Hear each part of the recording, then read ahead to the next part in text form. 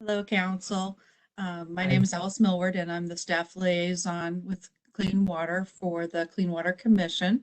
And we're here to present the 2020 annual report for you. And to give the presentation today will be Brendan Addis. He is our chair. Also attending is Vice Chair Marie Labana. Sue Marshall is one of the other commissioners, and also Matt Jones is also on the call, and I believe that's all of the commissioners that are here today. Oh, Michelle Gertz is also attending, it looks like.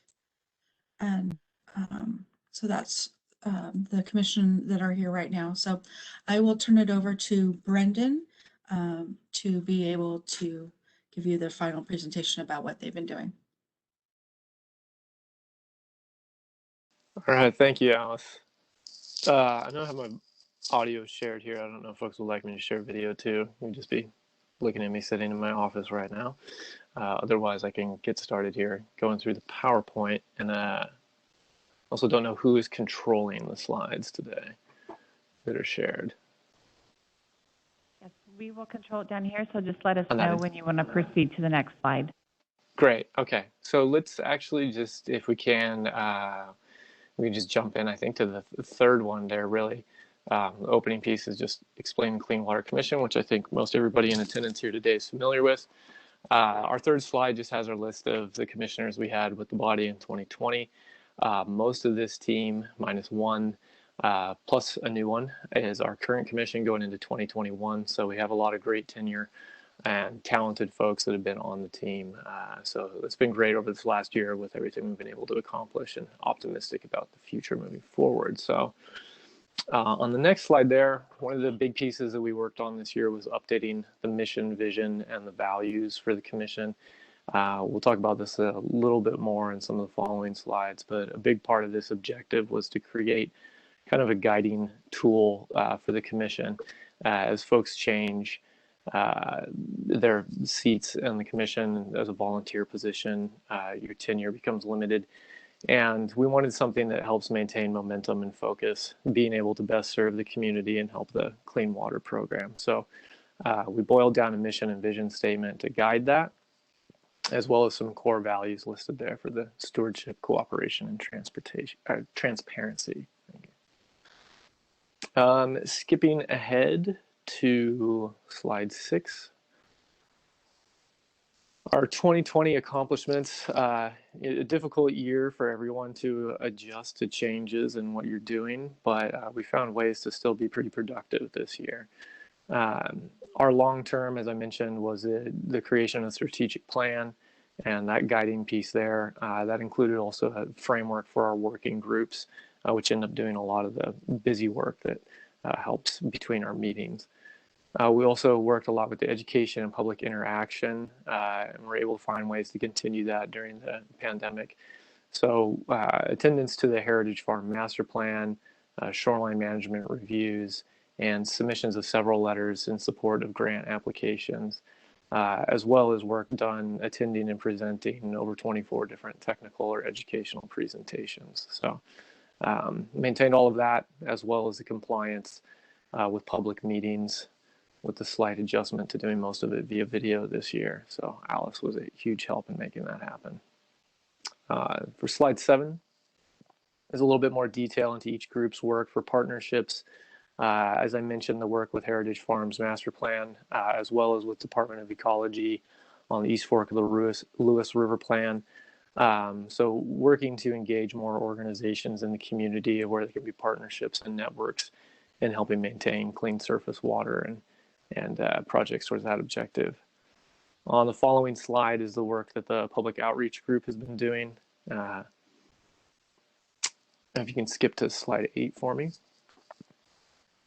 As I mentioned, involvement in over 24 different educational or training programs also helped with the unveiling of the new watershed signs, and their work this year, as we go into 2021, as we'll mention in a little bit here, has been trying to find new and creative ways to engage with the public when there's been a little bit of limitation on public gatherings and face-to-face.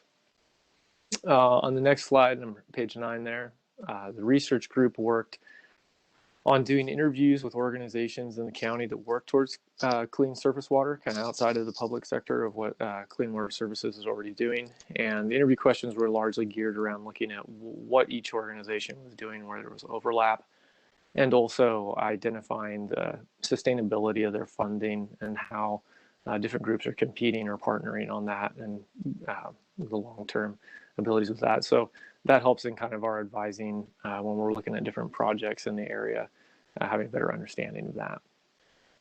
Also assisted in the drafting of the 20-year capital planning document. Skipping up to slide 11, this is a list of some of our action plan for 2021, moving ahead here.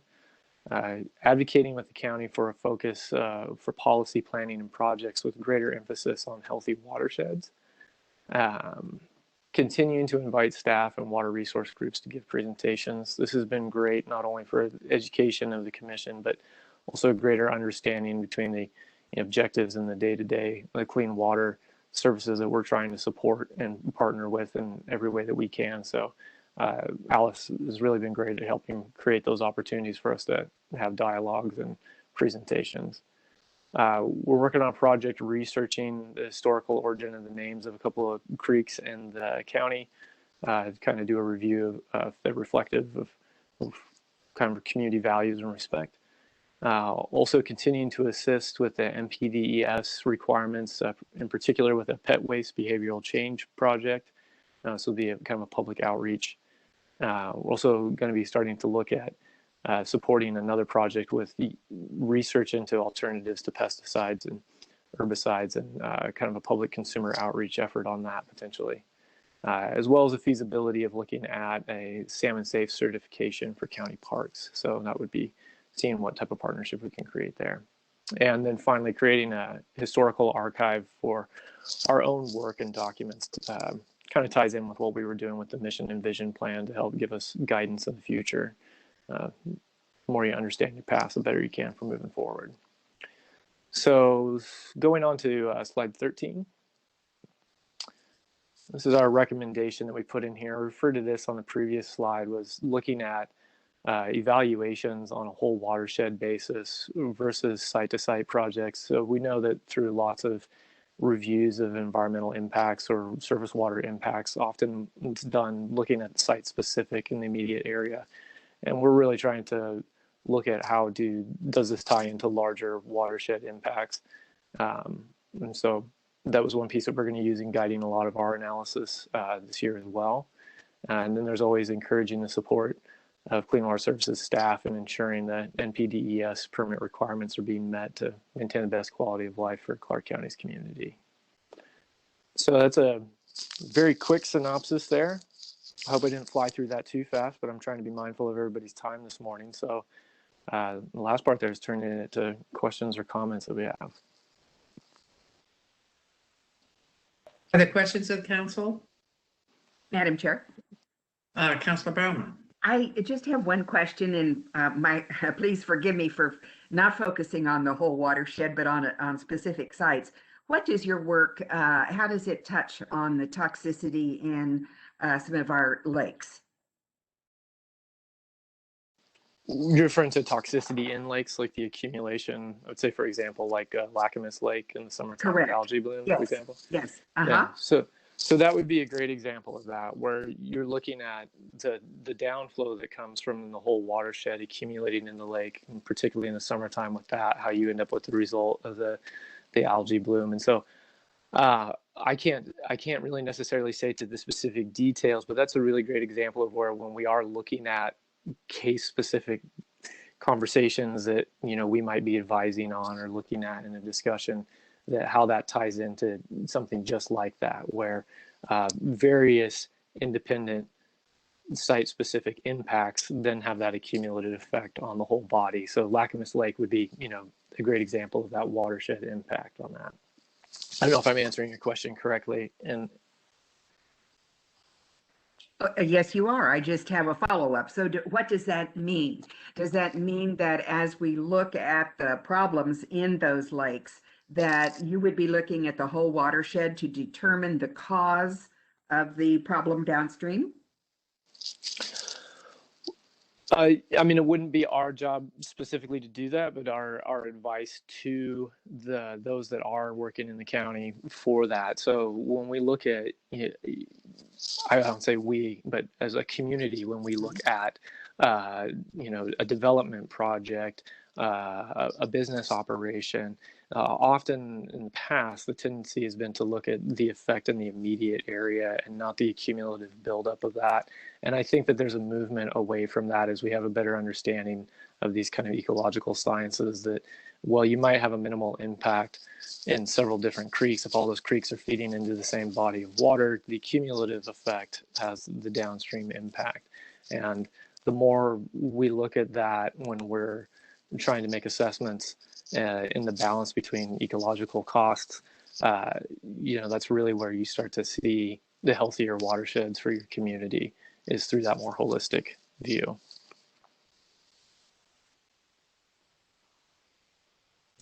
Does that answer your question? Okay.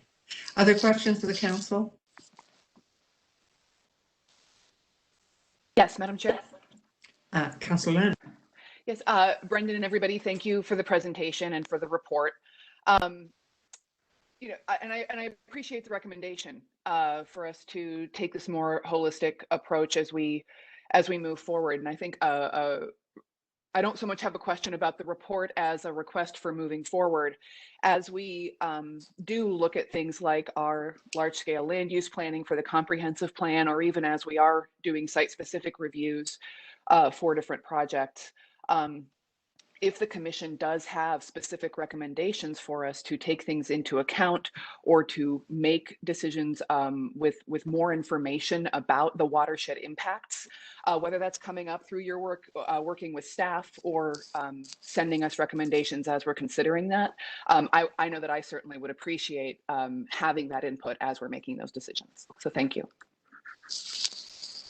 Yeah, thank you. And that's great. I'll definitely share that with the rest of the commission too, when we have an opportunity to all be speaking again together. And I think that's great to know that, it's helpful on that end as well. Madam Chair, if I could add something on top. Yes, So this is come on. Council, as we also, there are efforts on the staff level. Last couple of years, we started developing the capital improvement plan, which we do bring into council for approval. Our goal is to kind of expand that so that we can add more projects like this. One of the other things that we do in the clean water is we do monitor take samples of water and trying to find the sources that pollutes the water, and that way we can add more capital improvement project that basically reduce or eliminates those sources of pollution. So I think that's a program we're going to continue to expand and make it a little better every year. So hopefully through that process, we're going to bring those front of council at the same time as we're doing transportation improvement plans, so that they will be the same schedule. We present our findings and funding sources and how we're going to approach this, do some of those projects, so the council is aware of it too. That's good. Oh, I'm sorry. Go ahead, Tim. No, I think we were probably about to say. Yeah, I think so. And it looks like Yeah. Ooh. Temple's computer stopped for a minute. Yep. Yeah, it did. That was a great freeze. Am I back a little? Oh.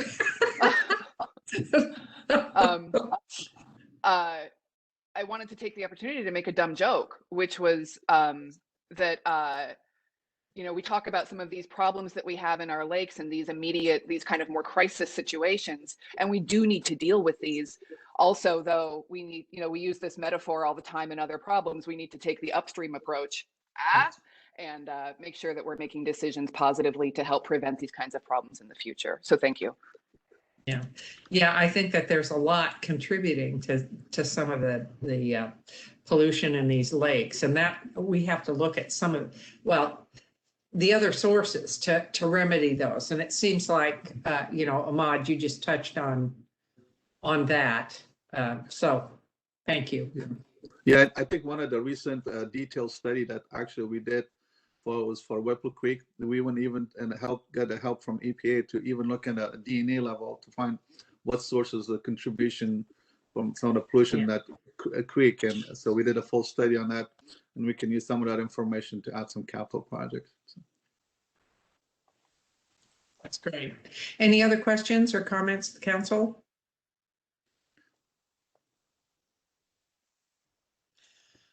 Any recommendations from the council? Any further recommendations, I guess? We did have some, so. Okay, I don't hear or see any, so I appreciate so much this presentation, this review, and thank you. Thank you, council, for your time. Okay. Thank you for the time. You're very welcome. Thank you. Okay, we are going to move now from our work session and this report to council time. And so thank you, all the staff that helped for this work session. And we'll move to council time. And I'm assuming that this work session was recorded. Do we have to start and stop some of the recording?